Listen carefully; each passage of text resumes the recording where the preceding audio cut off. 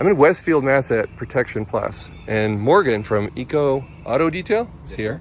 If you could just tell me a little bit how you do this. Sometimes you work in people's garages, not always on a lift like in this building. Where that is correct. Yep. We do travel all over Connecticut, homes and offices, well equipped to do everything on site. We provide our own water, our own electricity, every kind of detailing product and tool and piece of equipment that we need to complete a job, not even limiting ourselves to ozone generators and commercial steam cleaners and the pressure washers and polishers that we bring. Tackle any kind of aesthetic issue you may be having, whether it's a problem from someone spilling something or to bring your car to the next level of perfection. Today we finished up Paul's Model 3 with C-Quartz professionally installed ceramic coating. So question for you, before you get into that a little bit, just the prep work, right? So this thing just had PPF done, yes. 45,000 miles. So my car had some stuff that needed to be done. Looks now like it's got 10,000 miles. Correct. Yeah. PPF was on the hood. They did a little fenders. They added to the rocker. So the car was kind of clean when you got here a week ago. But what did you have to do after that to get it ready for the Generally, when it comes to ceramic coatings, the prep is always going to be the same across the board, whether it's me, a mobile service, or a detail shop that you bring it to their fixed location.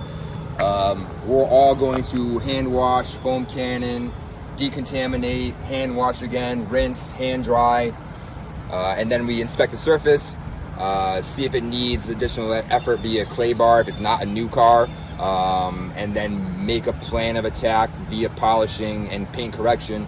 And that's it's kind of decided by the car, the make, the model, the mileage, the condition, what combination of pads and polishes we each use to get it to a level of perfect that's acceptable prior to sealing that in with ceramic.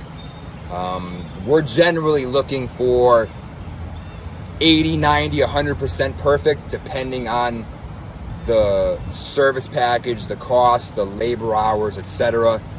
Everyone will be a little bit different, but it should be shinier, cleaner, less swirled, less scratched, less defects when you pick it up than when you drop it off. So compared to a garage where here you have it on a lift in there, you do this out of people's houses or in garages with equipment all in your truck? By space, depending on the job. So you can do everything you said with all these tools you bring with you? Yeah, generally Hartford and Talbot County, we can do maintenance details, you know, that 180 to 250-ish kind of job. Yep. Inside, outside, dust it, clean it, make sure it's protected and clean. But when it comes to ceramic or paint protection film installation, vinyl wrap, those things need more of a controlled environment.